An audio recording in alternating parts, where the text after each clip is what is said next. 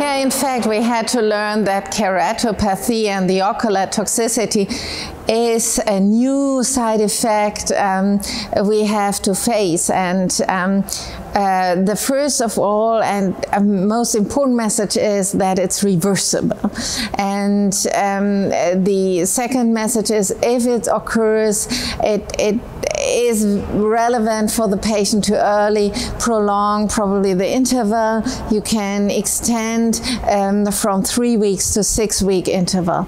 And then patients should use from the beginning the eye drops, and this should be prescribed, and should early report if they have like blurred vision or dry eyes, or like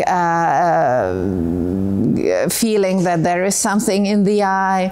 And then with the extended supportive care, I think it's pretty well manageable. And we learned now much more than we knew at the beginning. For me, it's now in the daily clinical practice in most patients, very well to manage.